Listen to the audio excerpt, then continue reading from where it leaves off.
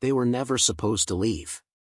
That's what the inspector whispered before sealing the file, his hands trembling like a man who'd touched something unholy.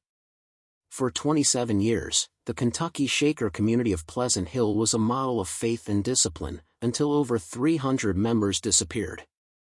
No records. No graves.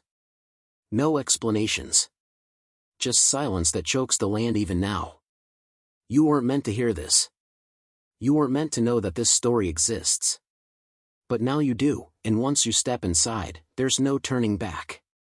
What happened in the Bluegrass Hills of Kentucky wasn't just a mystery, it was a slow-motion crucifixion of the human spirit, orchestrated by a family so revered, they could murder faith itself in broad daylight. This isn't folklore. It isn't theory. It's documented, buried, then redacted, sealed behind government vaults and church silence. But fragments remain. Letters never sent. Ledger discrepancies. Witnesses who vanished mid-sentence. The Pleasant Hill community didn't simply fall apart. It was dismantled piece by piece, by its own leaders. It began in 1807 with the arrival of Elder Samuel Richardson, a man who claimed divine lineage, yet wielded power like a Caesar. With eyes like wet granite and sermons laced with invisible shackles, he built Pleasant Hill not as a sanctuary, but a machine. One that would harvest souls, memories, identities, until nothing was left but obedience. And then they vanished. One after another. Quietly. Cleanly. If you believe that kind of control is impossible, you haven't been paying attention. Tonight, we descend into what really happened beneath Pleasant Hill's immaculate wood floors. You'll see how scripture became surveillance, and how devotion became psychological dismemberment. You'll understand how a family turns spiritual hunger into human currency. And you'll begin to ask the questions no one dared. How do 312 people vanish over 27 years without a single alarm sounding? Who benefits from the silence? And why are those who ask, never seen again? Stay close. This isn't a horror story. This is a ritual. And you've just stepped into the circle. They called it Pleasant Hill. But nothing about it was ever meant to be pleasant. At first glance, it was utopia carved into the Kentucky hills, neatly painted buildings, gardens in perfect symmetry, hymns echoing at sunrise. Outsiders saw peace. But those who lived within knew something else. They felt it in the way the wind moved through the dormitories at night, carrying whispers no one would admit to hearing. They sensed it in the eyes of the children, wide, silent, already broken. Pleasant Hill was built on the surface ideals of Shaker life, celibacy, communal property, purity of heart. But the Richardsons twisted these tenets into tools of dominance. Each family member controlled a realm of existence. Not departments, realms. Thought, memory, food, sex, scripture. Every desire was redirected. Every fear was catalogued. Every individual was methodically dismantled and rebuilt, not in God's image, but in theirs. At the top was Elder Samuel. He didn't shout. He didn't need to. His voice, always measured and calm, was more dangerous than a blade. When he spoke of sacrifice, people gave away their pasts. When he preached about sin, they confessed dreams. When he smiled, people cried, and they never knew why. Beside him, Sister Martha. She was the whisper inside every woman's head. Dressed modestly, hands always folded, eyes like glassy knives. She could walk into a room of 50 and leave with everyone questioning their own sanity. She called it spiritual refinement. Others called it what it was, emotional lobotomy. Their children? Instruments. Brother Ezekiel ran the farms, his plows turned more than soil. Brother Caleb monitored communications, nothing entered or exited without his eyes on it. Sister Rebecca molded new converts, broke them down gently, then reshaped them into shadows of their former selves. And Sister Patience, she wrote it all down. Every movement. Every word. Every lie that needed to become truth. This was not a family. This was an empire. A fortress of doctrine with walls made of fear. people joined Pleasant Hill to escape the corruption of the outside world. What they found was a more ancient, more refined form of control, one that didn't use chains, but hymns. Not fists, but scripture. Not violence, but isolation so perfect that even your thoughts turned on you. And once they had you, there was no leaving. Because the moment you tried, your name disappeared from the registry. And so did your body. They said there were 400 members. But that number never changed. Not really. New converts came in. Young men and women, widowers, runaways, people seeking redemption. They gave up everything, their land, their names, their histories. They were embraced by the community, placed into dormitories, handed Bibles, put to work. It all felt pure. Until one night, they were gone. And no one spoke their name again. You see, Pleasant Hill wasn't a sanctuary. It was a filter. A refining machine designed to extract the loyal, erase the unstable, and bury the inconvenient, literally and figuratively. If you asked questions, you were called to retreat. If you broke down emotionally, you were guided into reflection. If you expressed desire to see your family again, to step outside for even a week, you were struggling with worldly attachments. That was all it took. Brother Jeremiah had built what they called the retreat cabins. Far away from the main hall, tucked into the dense woods. Quiet. Lonely. They were sanctuaries, the family said, places to find spiritual clarity. But behind closed doors, they were silencing chambers. Windows were nailed shut. Doors locked from the outside. Some had shackles buried beneath straw pallets. Inside, the air was thick, laced with Hannah's herbal mixtures, subtle enough to pacify, potent enough to disorient. You'd stay in there for days. Weeks. Sometimes, forever. The family didn't murder people the way you'd think. There were no screaming deaths, no bloody tools. That would have been too loud. Too obvious. They used silence like a weapon. They used guilt as anesthesia. They made you believe it was your idea to disappear. And when the time came, Brother Isaiah would quietly load the seed wagon. Hidden compartments beneath bushels of corn. Weighted sacks that never bounced. He'd disappear into the Kentucky night, stopping at remote farms, charming the landowners, caught in the rain again. Nobody ever suspected. Nobody ever found the graves. Sister Patience would update the records. Her forged letters would go out. Called to missionary work. Moved to a western outpost. Died peacefully in prayer. The handwriting matched perfectly. The theology was sound. The grammar flawless. Family members far away shed tears over letters written by the very people who'd orchestrated their loved ones' deaths. And back in Pleasant Hill? Life continued. Prayers were sung. Bread was baked. And the bell rang at dawn, one voice fewer, never acknowledged. This wasn't a cult. It was a system. A closed loop of surveillance, obedience, and quiet erasure. The mind is the first battleground. And at Pleasant Hill, the war for your mind began the moment you stepped through the gate. The Richardsons didn't just want obedience, they wanted conversion of the psyche. They weren't saving souls. They were reshaping them. New converts weren't welcomed. They were studied. Interviewed under the guise of spiritual counseling, but every word, every twitch, every silence was recorded in the mental ledgers of Sister Rebecca and Martha Richardson. You weren't just answering questions. You were being sorted, categorized by your potential threat level, your obedience quotient, your psychological malleability. They didn't need to beat you. They didn't need to lock you up, not right away.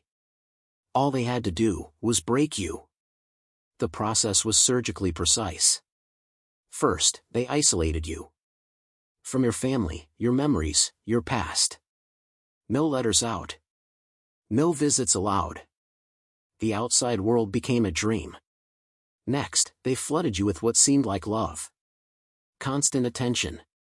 Smiles. Prayers. Warm food. Group embraces. You felt chosen. And then they pulled it all away.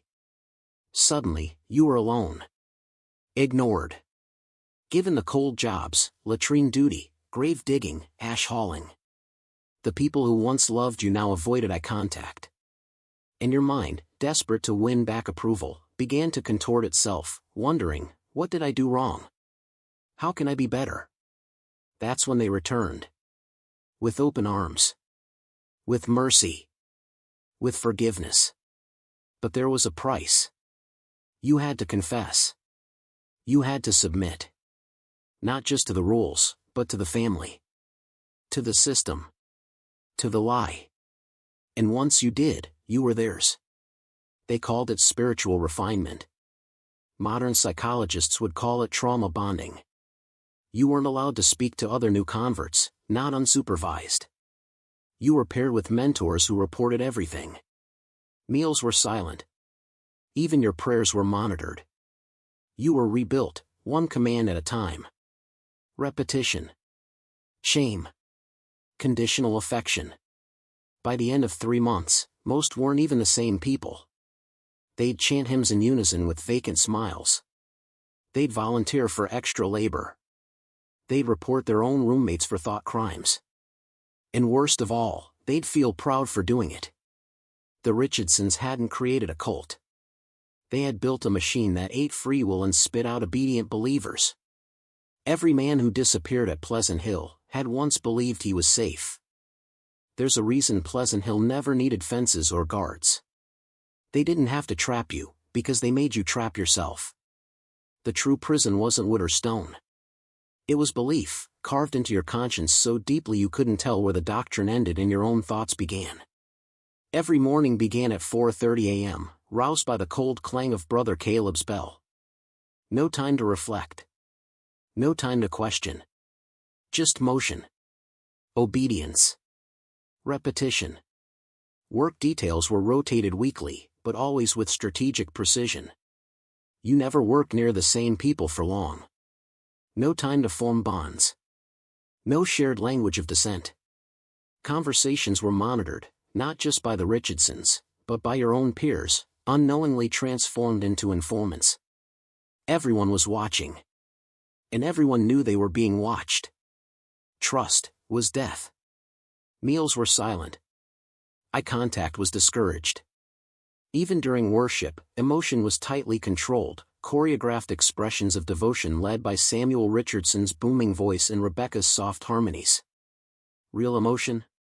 Unregulated, unpredictable, dangerous. They crushed it early. But not with violence. With guilt. If you wept too freely, you were overcome by pride. If you laughed outside designated joy hours, you were falling into worldly behavior. If you questioned the leadership, even in your heart, you were resisting God's will. They taught you to self-censor your own soul. And while your mind was under siege, your body was gradually worn down. Malnourishment cloaked in fasting rituals. Overwork disguised as pious discipline. Sick members weren't treated, they were blamed for spiritual contamination. You began to believe that suffering was your path to salvation. And while you suffered, the Richardsons thrived. Ezekiel's agriculture empire fed markets across 3 states. Jeremiah's furniture empire turned out handcrafted masterpieces that sold for hundreds. All built on the backs of people who thought their labor was holy. People who never realized they were slaves to a lie. At night, the family gathered. Not to pray, but to plan. Every infraction was logged. Every potential threat discussed. Every disappearance scheduled. It was administrative evil. Not passion. Not chaos. Strategy. By 1815, Pleasant Hill had become a near-perfect psychological control grid, and the outside world still praised it as a model of Christian utopia. Ask yourself, if you had arrived there as a lost soul looking for hope, would you have seen through the illusion? Or would you have called it home? They called it the retreat. A word that should have meant peace. Reflection. Solitude. But in Pleasant Hill, retreat meant something else entirely: isolation, starvation, silence, and disappearance. You didn't go to the retreat because you wanted to. You went because the Richardsons decided it was time. Maybe you'd asked one too many questions. Maybe you mentioned your mother back home. Maybe your eyes lingered too long on a doorway. And then one morning, your name was read out during prayer. Brother Elijah has been chosen for spiritual realignment. And everyone knew what that meant. You were being removed, but dressed in divine language. The cabins were deep in the woods. Isolated. Quiet. Thick shuttered windows. Iron latches. Doors that locked from the outside. Inside, a cot. A small basin. No light. No heat. No voice but your own. And you weren't alone. A member of the Richardson family always accompanied you, not as a protector, but as your keeper. You were monitored day and night, fed only when they chose, and spoken to only in phrases from Scripture twisted into obedience. Submit thy will, and thou shalt be cleansed. Questioning is the root of rebellion, and rebellion is witchcraft. If you resisted too long, the food stopped. If you wept, they sang hymns louder. If you begged, they took notes, cataloging your words as symptoms of spiritual disease. Most broke within days. But some didn't. Some grew quieter. Blank. Hollow. Not from peace, from something else. And when they returned weeks later, they were not the same. Eyes empty. Speech mechanical. Memories erased. They walked among the others, but they weren't with them. They were examples. Samuel called them the redeemed. But in truth, they were broken men and women, rebuilt in the image of the Richardsons, compliant, fearful, and loyal to the end. Others never came back. When families wrote letters asking about their loved ones, they received forged replies, tender messages full of gratitude and love. I found my purpose, they would say. I'm serving in the wilderness. Don't worry, God has me now. But those hands never wrote those letters. Sister Hannah did, perfectly imitating the handwriting after studying their notes and signatures. The lie was complete. Outside, it looked like divine transformation. Inside, it was programmed amnesia. You see, Pleasant Hill wasn't a religious community. It was a behavioral laboratory disguised as holiness.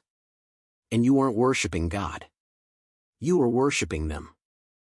The trees around Pleasant Hill didn't just whisper with wind, they whispered with memory. If you stood at the edge of the property line during the early dawn, you'd feel it, a chill deeper than weather, a presence heavier than mist. Because buried beneath that soil weren't just seeds and roots, but bodies. And the man who handled them all was Brother Isaiah Richardson. Outwardly, he was gentle.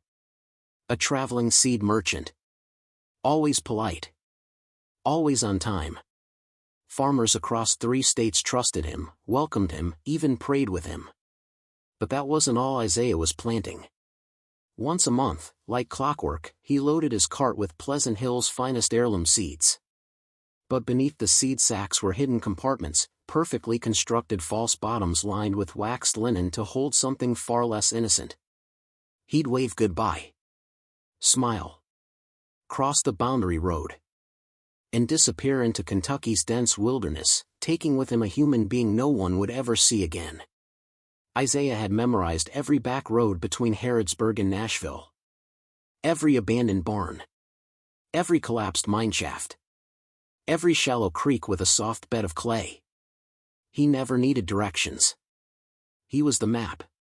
Sometimes the bodies were whole. Sometimes they weren't. Sometimes they were still breathing, barely. The ones who refused the retreat's indoctrination. The ones who tried to run. The ones whose minds cracked beyond repair. And sometimes, it was children.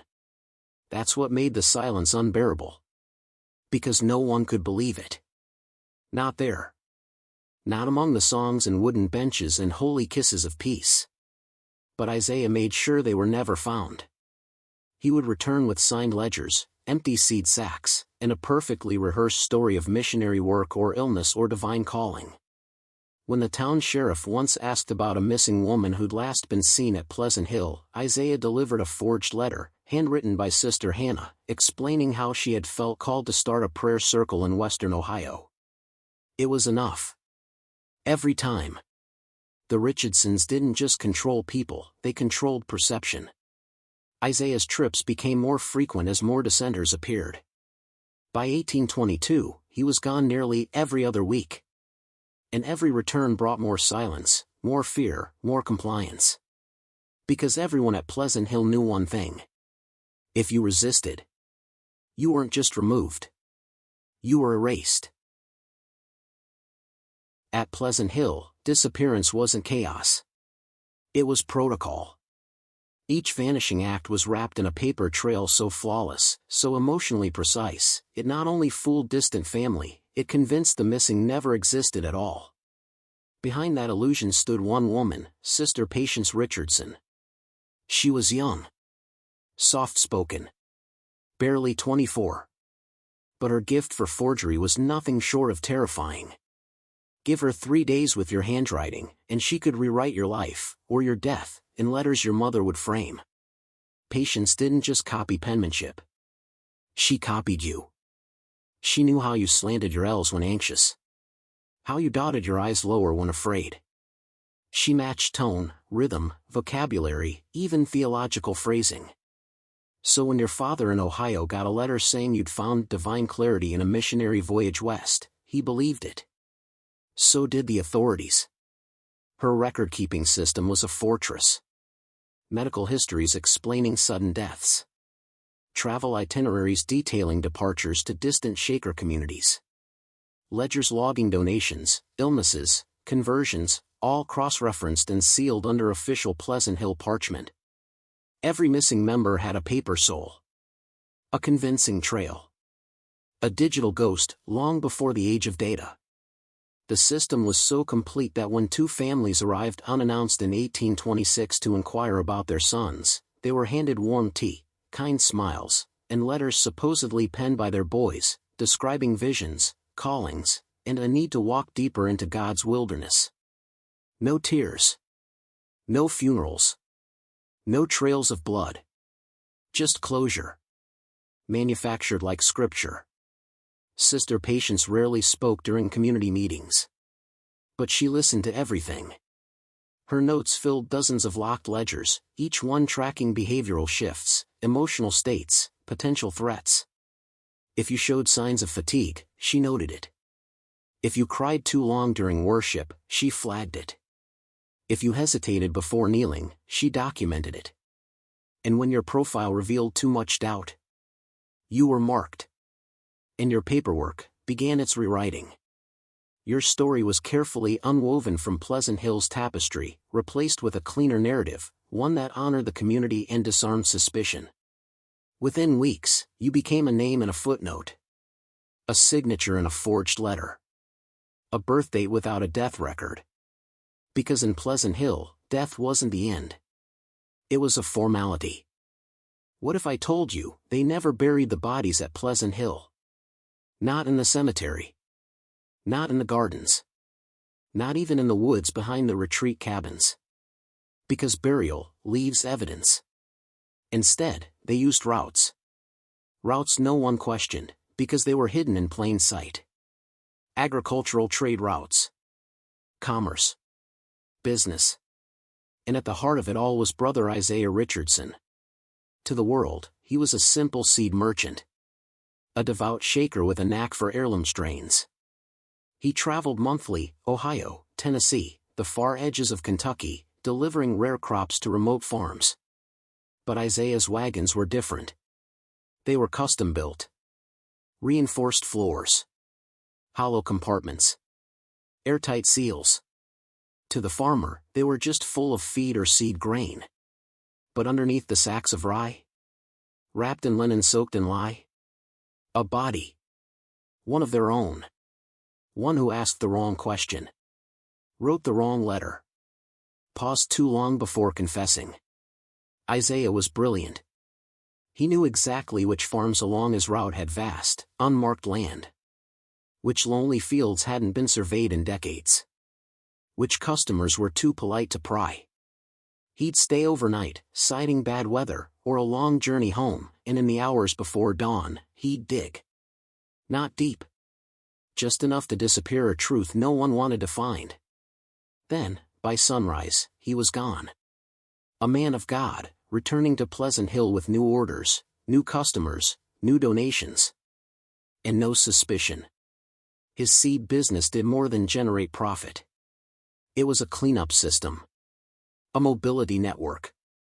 A cover story with receipts, signatures, alibis, even glowing customer testimonials in local newspapers. But what made Isaiah truly dangerous? He was calm.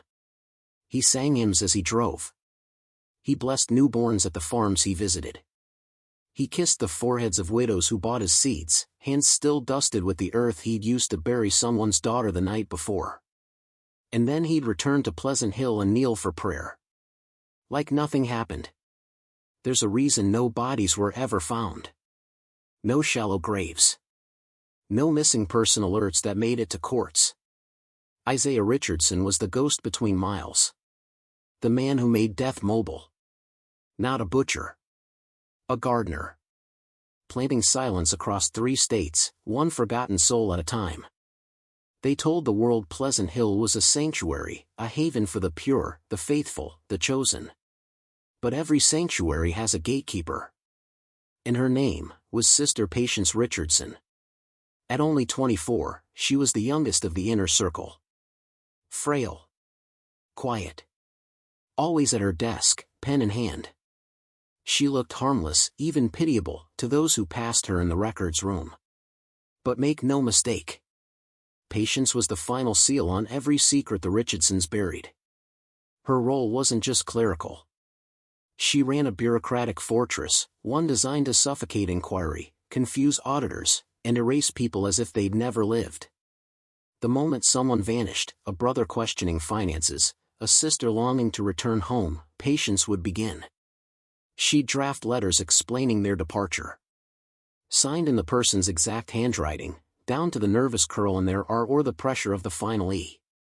She wrote of peaceful deaths, missionary journeys, spiritual callings to remote territories. All carefully dated. All designed to close the case before it ever opened. Her office was a temple of falsehood. In one cabinet, death records signed by non-existent doctors.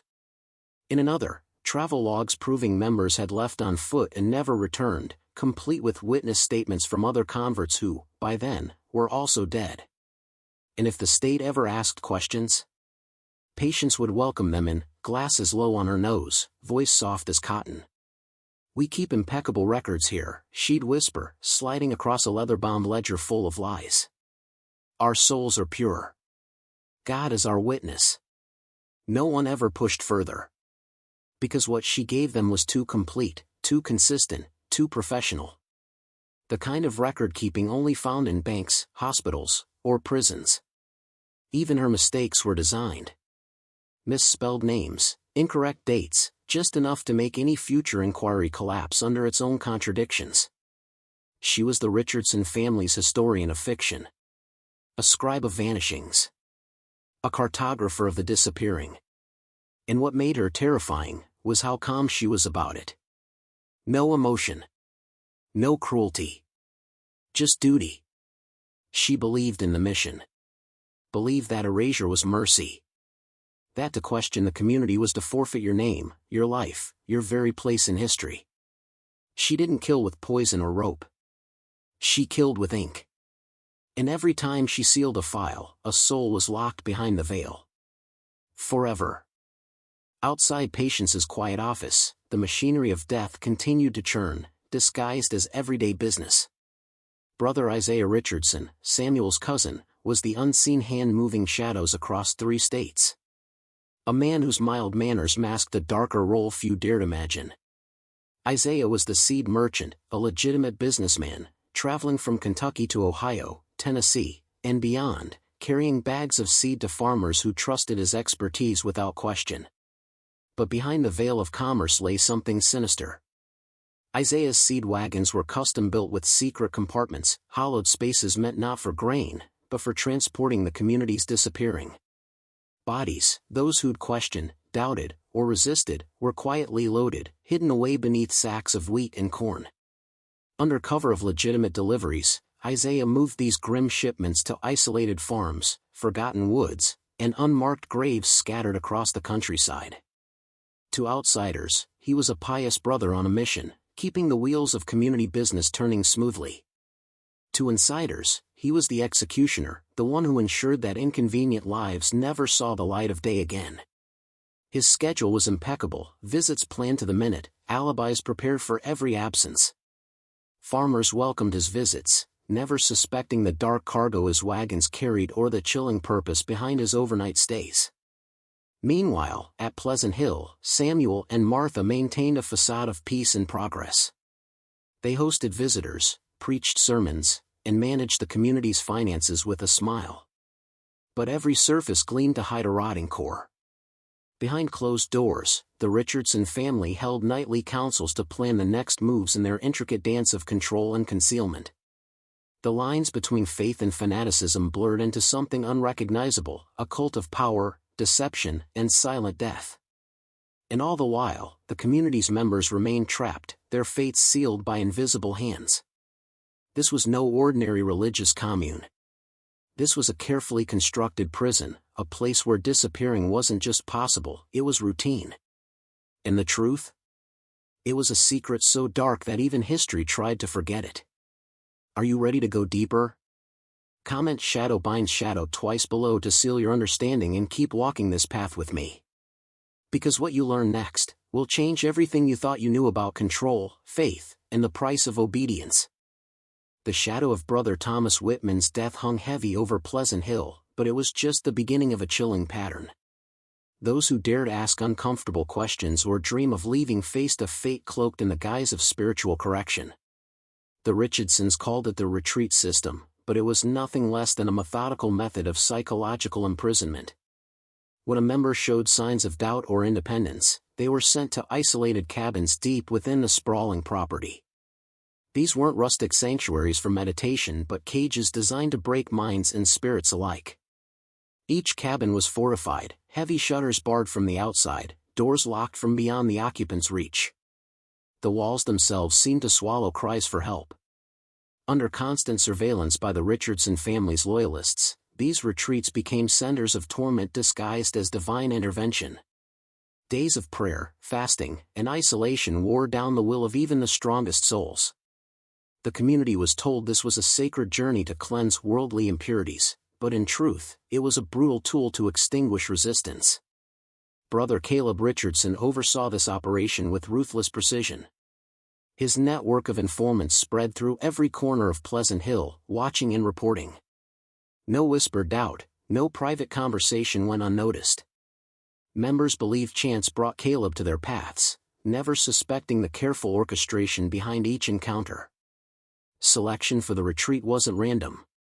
New converts asking about absent families, those showing leadership potential or clinging to memories of their old lives were prime targets. Even close friendships that hinted at rebellion were broken apart before they could take root.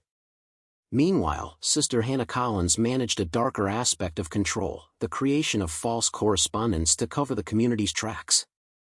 She forged letters so convincing that distant relatives believed their loved ones had found peace or moved on, unaware that these words were nothing but a cruel fiction. This web of deceit extended beyond Pleasant Hill's boundaries, reaching into homes hundreds of miles away.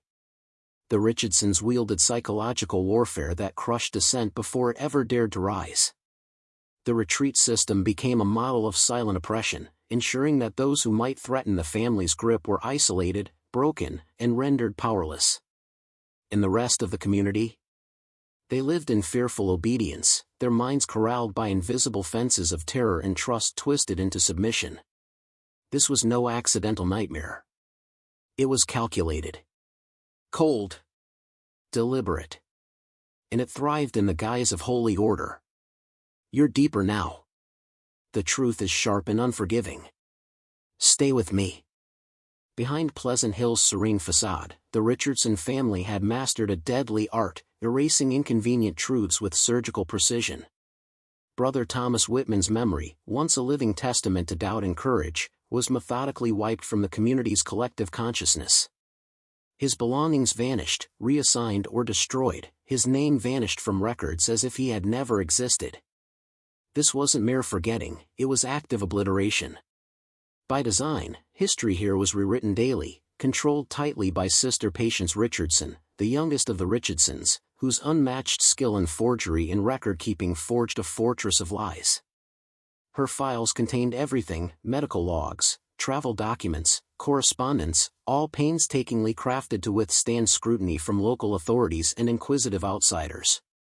When questions arose about missing members, her paperwork provided airtight explanations: departures to other communities, peaceful deaths from natural causes, even miraculous spiritual awakenings calling members elsewhere.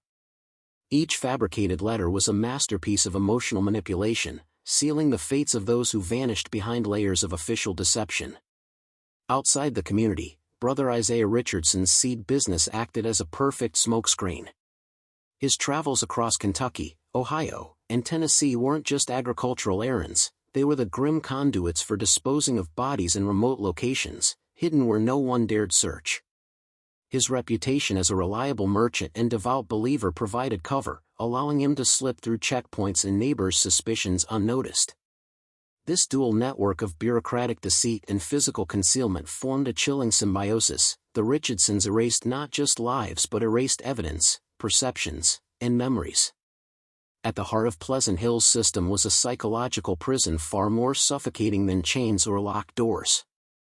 Members internalized the fear of doubt itself. Questioning authority wasn't rebellion, it was sin, a spiritual failure that risked eternal damnation.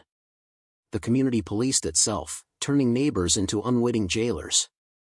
Yet beneath this oppressive order, the population paradoxically remained steady, hovering around 400 souls. How? Through a cold, ruthless system the Richardsons called natural selection. Dissidents were removed. New converts were carefully vetted, stripped of their former identities, and indoctrinated to become obedient vessels. Every new arrival was subjected to a process of psychological reshaping, blending genuine spirituality with systematic abuse. Isolation, manipulation, and control wove bonds of trauma that twisted loyalty into submission.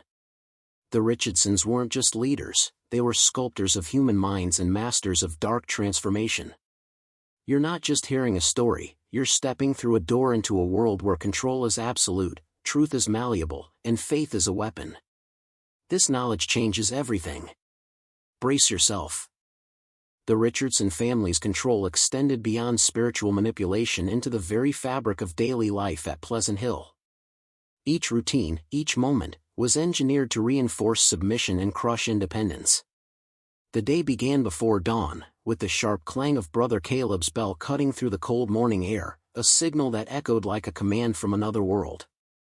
Members rose from their beds, their movements choreographed to fit the community's strict schedule.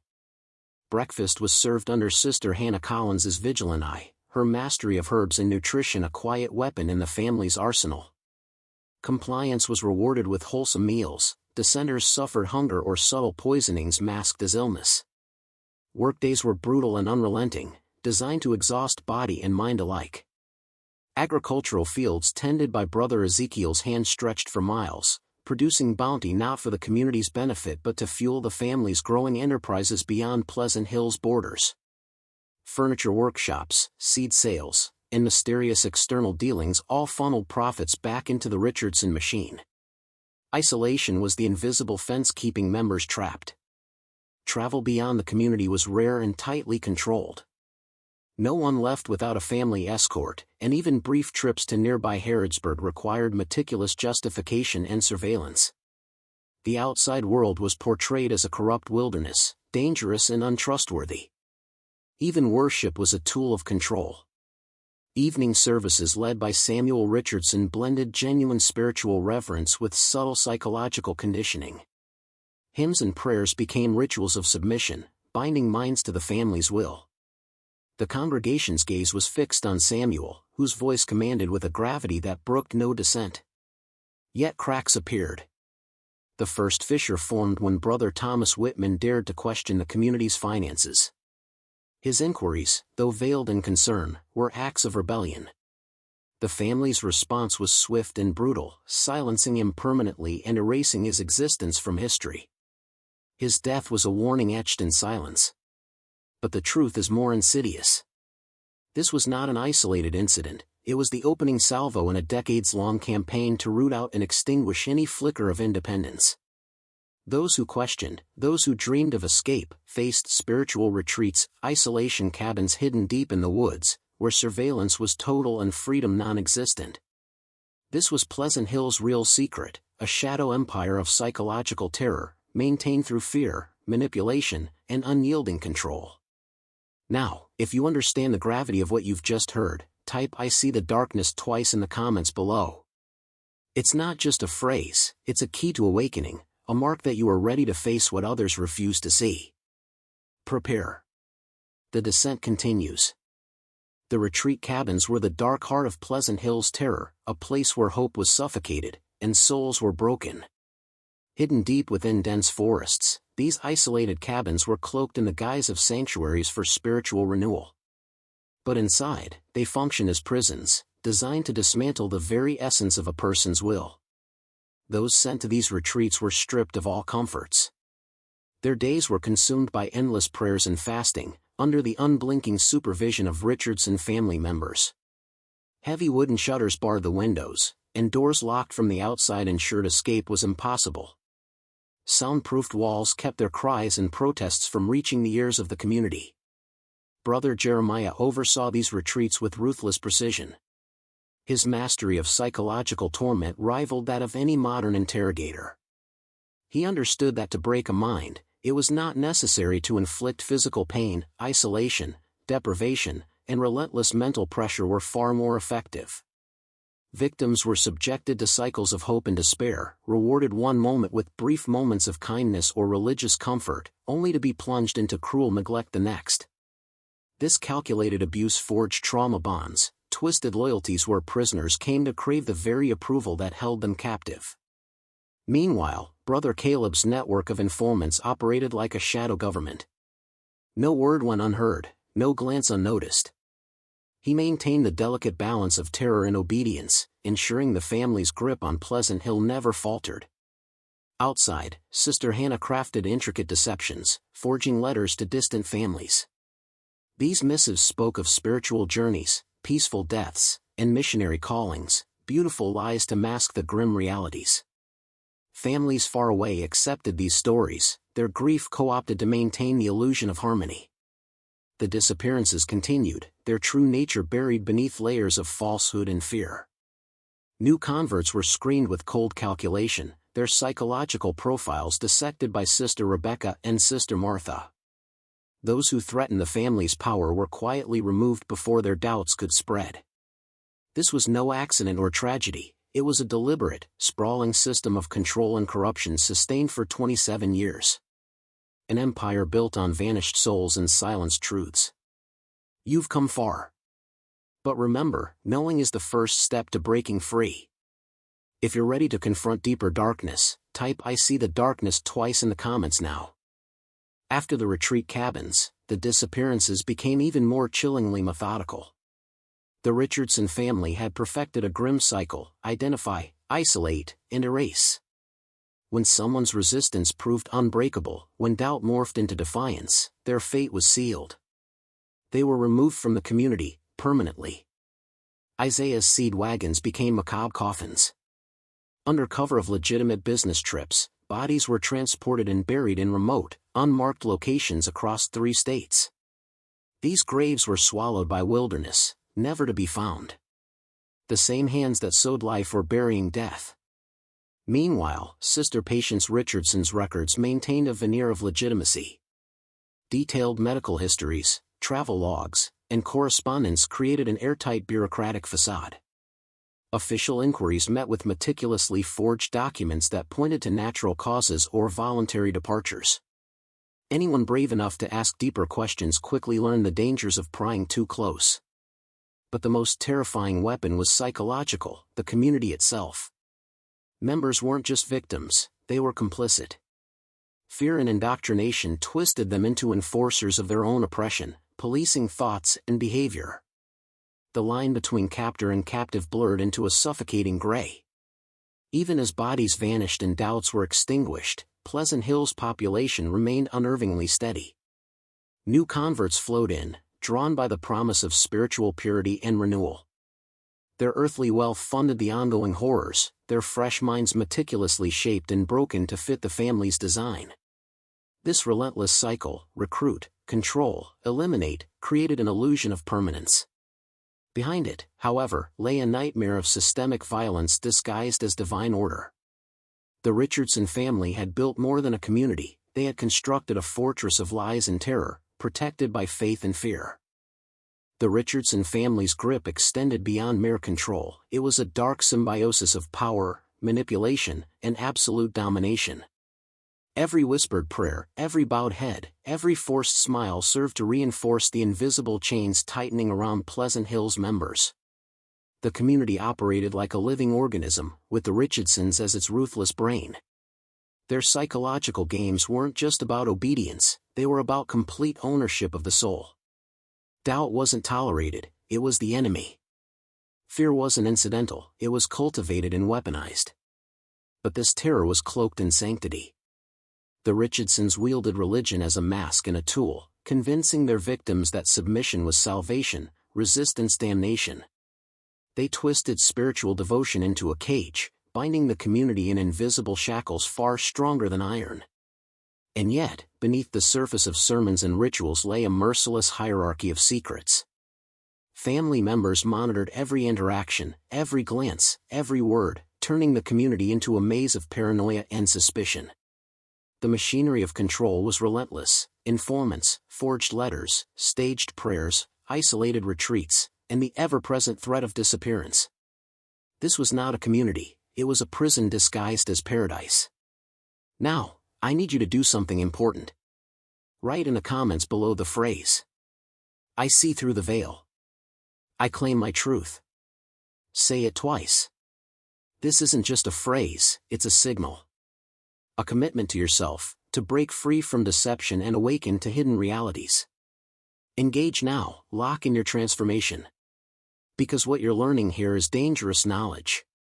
Once you see behind the curtain, nothing will ever be the same. ChatGPT. The final act in Pleasant Hill's dark drama reveals a truth so chilling it haunts the very soul of American history.